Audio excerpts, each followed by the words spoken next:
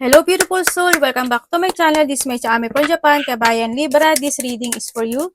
April 19 to 25, 2026. Maraming salamat muna sa mga subscriber, new subscriber, cross-watcher, at sa mga bagong pasok dyan. Welcome na welcome kayo sa bahay ni Ate Aimee. Salamat kayo sa naktaba na po sa inyong mga comments at sa mga nagpa-personal reading. Marami pong salamat. Kung gusto nyo na energy nyo lang talaga, ang gusto nyo makuha natin, all the details is in description below. Paka-check na lang.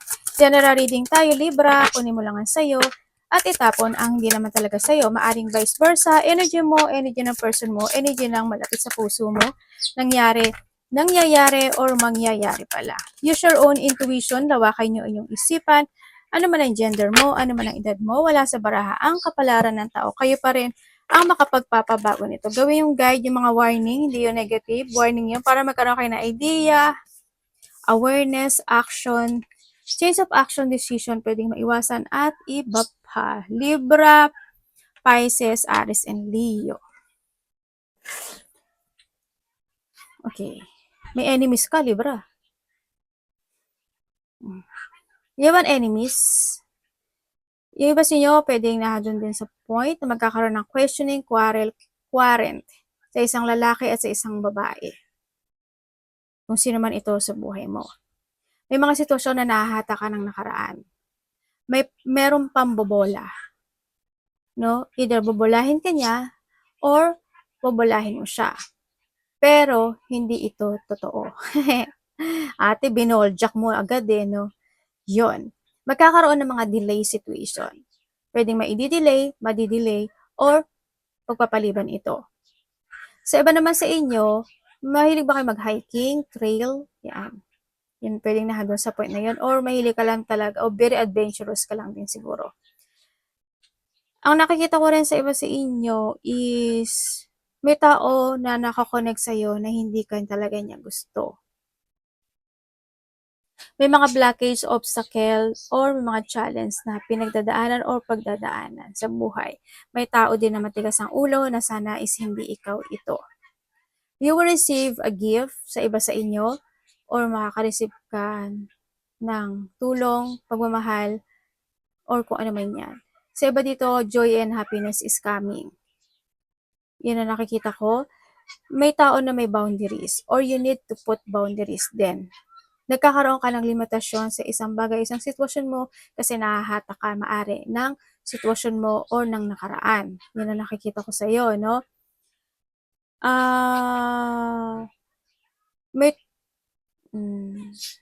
May tao kasi na magiging peke pagdating sa iyo, lalo na kung ito is magiging mabait sa iyo or maghihingi ng tawad, apology, or magpaparamdam sa iyo is hindi siya totoo sa nakikita ko dito.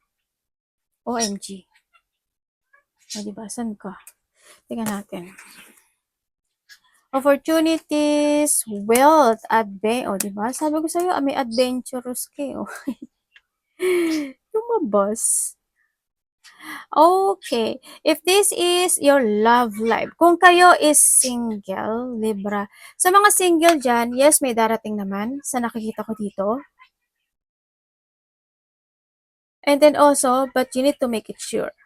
No? Sa nakikita ko dito, sa mga single dyan. Kasi why ate? Kasi andito siya. Pwedeng ma-overwhelm ka sa kanya and then pwedeng gamitin ka lang niya. Or pwedeng handito yung pagsubok. Kumbaga susubukan ka niya kung kakagat ka or hindi. No? Sa mga single dyan. Wag ka lang pagbigla-bigla. Diba? Ganyan. Dahan-dahan lang. Getting to know each other dapat, no? Sa nakita ko dito. Ganoon naman talaga. Kasi why magkakaroon daw ng frustration dun sa sitwasyon. Kasi pwedeng hindi rin maging kayo or pwedeng magkaroon ka ng disappointment kasi andito siya. Kung kayo naman isa kahiwalay nitong tao na ito, yes, kasi andito siya, lumabas na siya. Na-challenge siya sa bago niya. Hindi ka naman niya ginusto actually. Titulog. Dito kasi pwedeng kinailangan ka lang niya. No? Nagkaroon ng mga challenge sa situation. Pero handun yung lungkot, frustration, nalito. Yun ang nakita ko dito. Ate, babalik ba siya? Kung babalik siya, may possibility na gusto niya bumalik sa'yo. Intimacy. Kasi, Pero, kung sasabihin mo sa akin, ate, babalik ba siya kasi mahal niya ako? Hindi. Hindi kanya mahal. Or ikaw ito sa kanya. Sa mga may third party relationship, nasa sayo na yon. Kasi, nagbubukas na ang pintuan sa iyo. At alam ko na alam mo naman din yung mga red flag na. Pero, it's up to you. No? Pero kung handyan ka pa rin, okay ka pa rin, at kaya mo pa rin, it's up to you. Kung wala naman kayong third party relationship, may mga pagdadaanan kayo na problema din. Pwede ka rin kasi na LDR kayo, kaya dito sa Adventurous, di ba? Or nandun yung point na pwedeng hihingi sa sa'yo ng tulong or hihingi ka ng tulong sa kanya related to your wealth or money. Yan ang nakikita ko dito Or pwede rin ito is kasi magkakaroon ng problema eh. May mga ikaka-frustrate daw kayo sa relasyon. Hindi ko alam in what way. Sa career nyo naman, sa career nyo, ang nakikita ko dito is very challenger ka naman sa nakikita ko dito. Very adventurous ka naman pagdating sa'yo, no? Yun nga lang siguro, either sa kasamahan mo sa trabaho, siguro, o nasa paligid mo, kinaka-stress mo talaga. Nakapo-prostrate ka sa kanila. Pwede na yung sa point na masyado na, di ba? May mga struggle situation. Ako nakikita sa iyo. Yun. Pero alam mo, may darating pa sa yung opportunity yun. Ibig sabihin, mas may situation na pwede kang umalis or may mga sitwasyon na ikapagpapabago ng buhay mo. Pero nasa sayo pa rin to kasi ito ikakasuccess mo. Ito pag alis din to, di ba? Ito opening. Iba sa inyo, magsasuccess kayo sa ibang bansa or may mga opportunity na magbubukas para sa inyo para sa more on wealth situation. Kung hindi ka na masaya sa trabaho mo, huwag ka mag-alala, may magbubukas sa iyo na ikakasuccess mo talaga. Kumbaga dito kasi sa point na to, mag-move forward ka, mag-progress ka. The more the experience that you have na mararanasan mo talaga, the more na magsasuccess ka sa buhay. Kung sa buhay ito, ang nakikita ko sa'yo dito, sa buhay is, sa buhay maraming pagsubok na magaganap sa buhay mo talaga.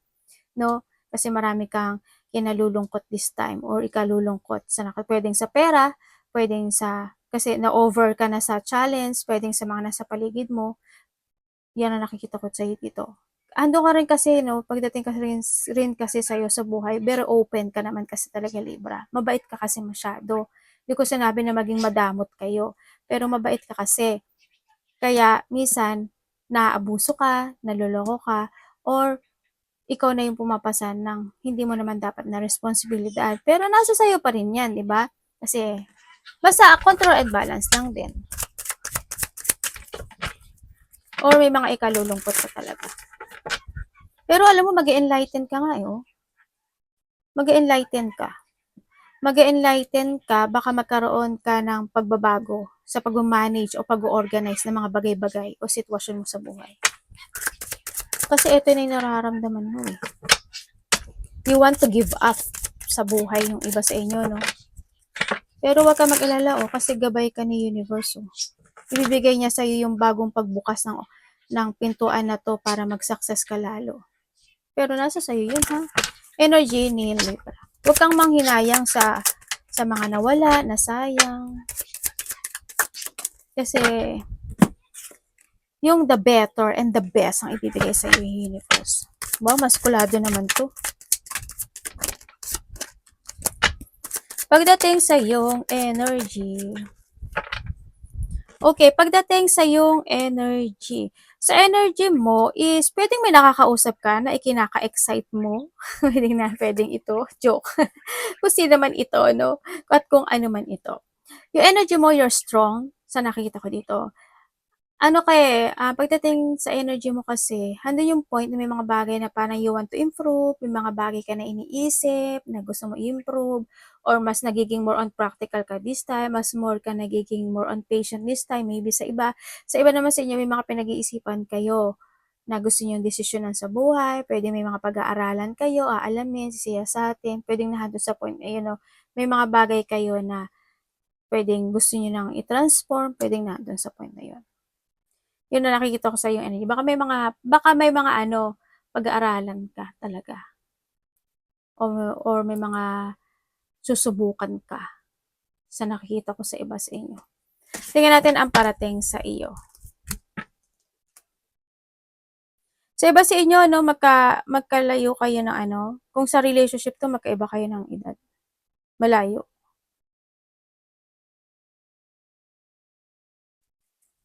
Tingnan natin ang parating kay Libra.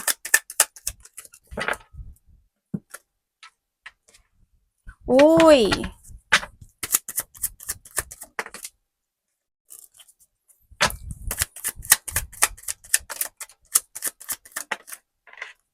Yun nga lang. Okay, parating sa iyo. Parating sa iyo is ang sabi dito is magkakaroon ka daw ng clarity sa isang bagay o sa isang sitwasyon mo sa buhay mo na pwedeng gusto mo na mag-move on, pwedeng na doon sa point or na doon sa point na i-release mo na yung mga nakakapagpapasakit sa iyo. Nandito na nga siya, no? Pwedeng iiwasan mo, aalis ka, tatalikod ka doon, or ganun. Siguro mas more ka magpo-focus this time sa sarili mo. Ang parating din sa inyo is makaka-receive ka daw ng payo na magagaling sa isang tao. Parating din sa inyo is magkakaroon, may financial problem ka? Ay, may devil ka! Sabi ko, bakit ano to? May devil ka. OMG.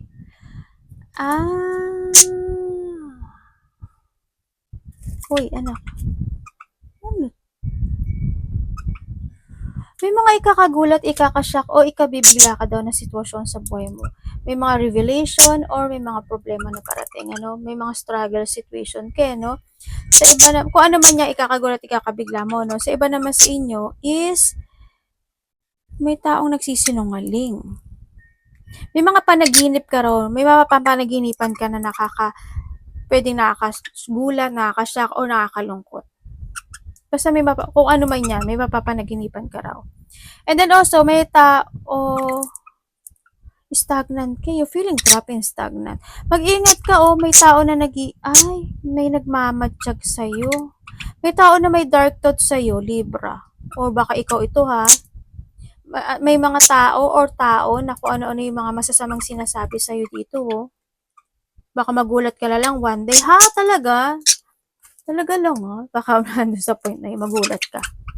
And then, parating sa iyo is, may mga sitwasyon daw na magtitiis at magtitimpi ka.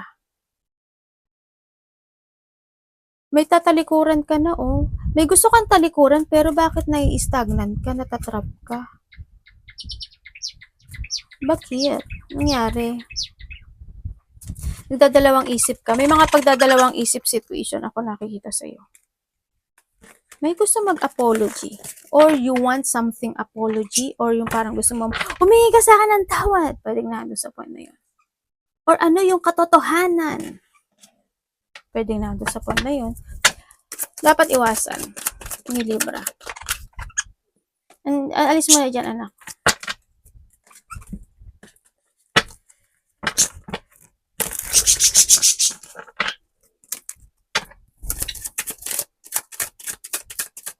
Libra. Okay, dapat mong iwasan isang babae. Isang babae na masakit magsalita. Or, kala mong matalino, kala mong tama, kala mong mapanghusga, pwedeng ganun. Or pwede rin kasi ito, kumbaga, handun yung point na pwedeng isa sa nakakapagpabigay sa'yo ng kalungkutan, disappointment, ganyan. Isa sa nakapagpapadrain sa'yo, pwedeng nandun sa point na yun. And then, iwasan mo din, syempre, yung mga tao na masakit magsalita, bastos, pabalang, ma-unfocus, iwasan mo yung bahala na situation, iwasan mo yung mga sitwasyon na pwede mo ika-burnout, kung kailangan na yung i-let go, i-cut, no? Huwag pabigla-bigla, kailangan mo talaga na magplano. Iwasan mo na hindi ka makapag-move on, na hindi ka makapag-focus sa sarili mo, no? Kung kinakailangan na, why not, di ba? Huwag kang malungkot sa mga bagay na pwedeng nawala, nasayang, kung ano man yan. Siguro, lesson, no? Huwag ka ma-stagnant talaga sa situation. This is a time to start a new beginning into your life. Yun ang sinasabi dito. Huwag din masyadong umiwas ka sa gulo. Umiwas ka sa ikagugulo ng buhay mo. Yun ang sinasabi dito. Siguro alam mo naman na yung kung ano, no? Yan. Sa mga conflict, disagreement, tension, pagkainis, pagkairita, matataas ang ego, iwasan mo.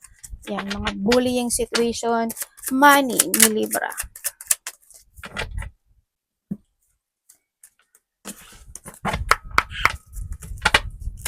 Socio-mathematical assign. Ano to? Trabaho at saka money. Okay. Pagdating sa iyong money. Pagdating sa money mo, hindi ganun kalaki, but still, you have an achievement naman pagdating sa money mo, no?